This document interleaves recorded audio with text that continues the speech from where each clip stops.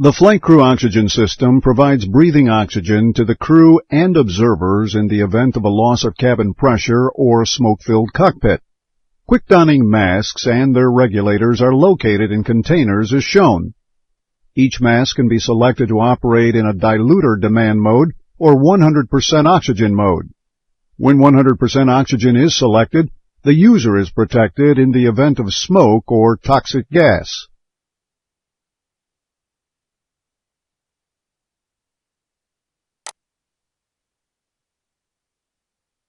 This diagram shows the components and sensor locations of the crew oxygen system. The oxygen cylinder is located in the avionics compartment, and the unregulated bottle pressure is displayed on the ECAM door oxygen page.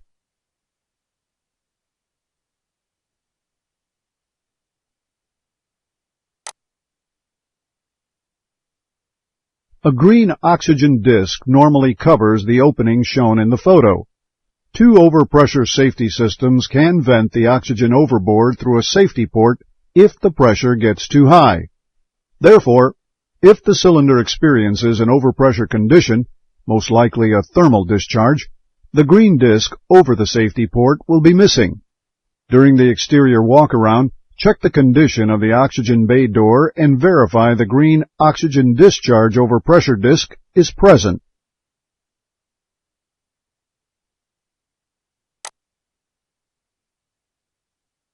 A pressure regulator is connected directly to the cylinder that delivers oxygen at a pressure suitable for the users. A supply solenoid valve allows the crews to shut off the distribution system. The solenoid valve is controlled by the crew supply push button. With the push button off and the solenoid valve closed, the white off light in the push button comes on and the cockpit oxygen label displays amber.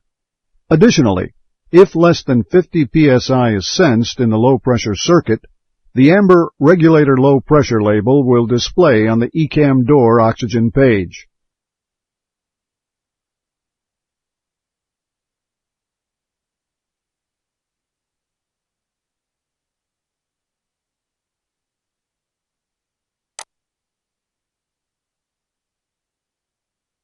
The crew supply push button is switched on before flight. This action causes the solenoid valve to open and allows oxygen to be available to the system distribution manifold. The push button off light goes out when the push button is on. With normal pressure available, the cockpit oxygen label displays white and the amber regulator low pressure label blanks. You can click the crew supply push button on or off and note the effect on the push button, diagram, and ECAM.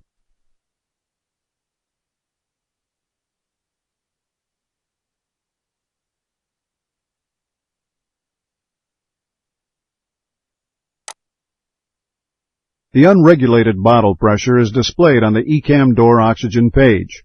This high pressure indication is normally displayed in green. If the pressure is below 1500 psi, an amber half frame appears. Consult your operating limitations in this situation to ensure the remaining quantity is not below the minimum required for the crew and number of observers.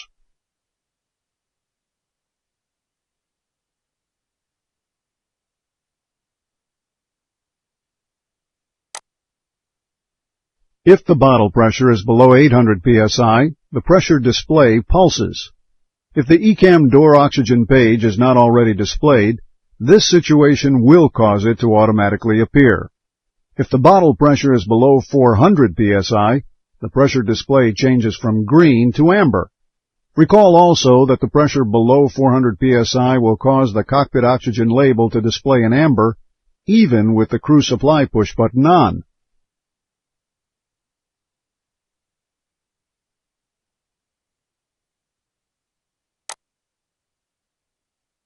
On this frame, you can press the buttons by the pilot to review the indications on ECAM.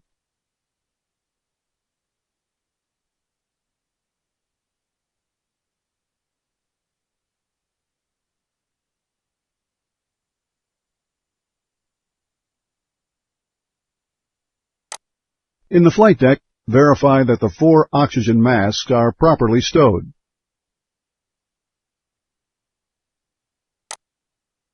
There are a number of controls and indicators on the stowage box for each oxygen mask. The pressure regulator and its controls are located on the front of the mask. The two red grips located on either side of the mask are squeezed to unlock the two-flap stowage box door and to cause the harness to inflate. We'll describe these before we continue with the pre-flight test of the system.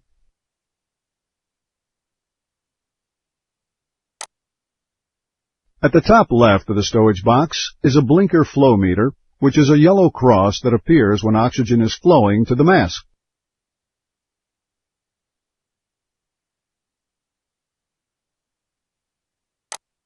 Below the flow meter is a reset test switch. This slide-type switch allows the crew member to test the oxygen mask without removing it from the stowage box. Now we show the specific items that are tested when you press this switch. After a mask has been used and replaced in the stowage box, you must press the reset test switch to shut off the oxygen flow and to disable the mask microphone. If the system is not reset after use, an oxygen on flag will appear after the mask has been stowed because the mask is still provided with oxygen.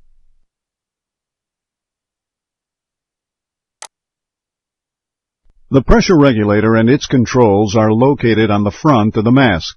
There's an emergency pressure selector located at the bottom of the pressure regulator. Pushing the selector will generate a momentary overpressure condition. This feature can be used to clear the goggles of smoke by causing a forced oxygen flow. Turning the selector knob clockwise in the direction of the arrow will lock the overpressure condition to supply forced oxygen continuously. Note, if cabin altitude exceeds 30,000 feet, overpressure supply is automatically started.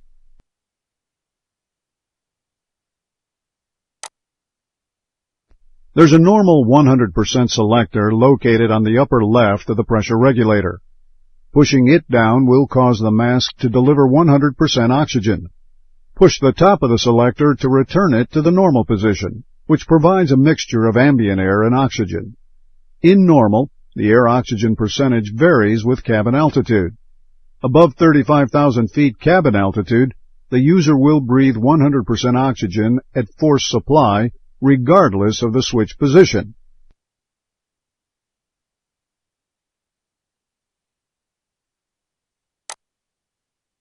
To don the crew oxygen mask, you must squeeze the two red grips to inflate the harness while you pull the mask assembly from the stowage box. Squeezing the grips, specifically the right side grip, causes oxygen flow to inflate the harness.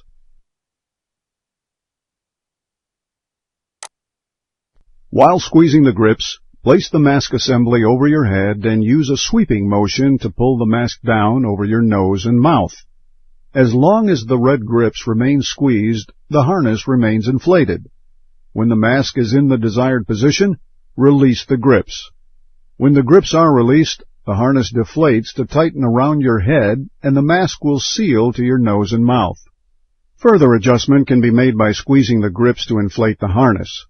Reposition the mask for a better fit and then release the grips when the mask is in position.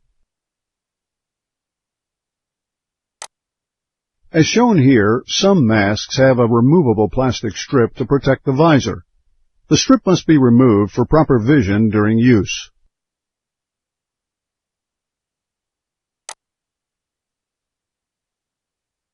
We now describe the normal procedures prior to flight. If the system is turned off when you arrive in the cockpit, the white off light will be illuminated on the crew supply push button and oxygen is not supplied to the mask regulators.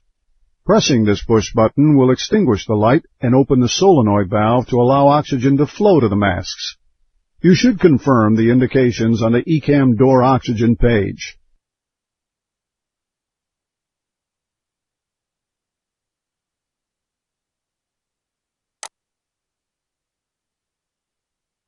The masks must be tested prior to flight and remain in the stowage box during the test. During the oxygen mask test, you can also test the mask microphone by listening for the oxygen flow sound in the mask. To set this up, turn on the loudspeakers on the glare shield, and on the audio control panel, press out and adjust the interphone reception knob for the desired volume and select the interphone radio switch to interphone. These actions will deliver the oxygen flow sound over the cockpit interphone when you test the mask. Now, press and hold the reset test switch. The flow blinker shows yellow for a short time and then shows black. You should hear the oxygen flow sound while the blinker is yellow. While holding the reset test switch, also press the emergency pressure selector. The blinker should display yellow and oxygen flow should be heard as long as the emergency pressure selector is pressed.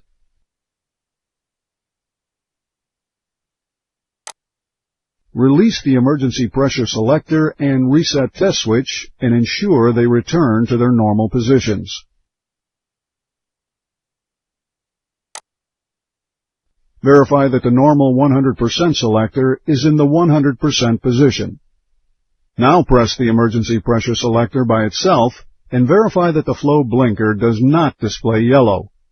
After all masks have been checked, verify that the regulator low pressure message is off on the ECAM door oxygen page. The absence of this message ensures that the solenoid valve is open because the lines remain pressurized after the test. This completes our description of flight crew oxygen. Now for the questions.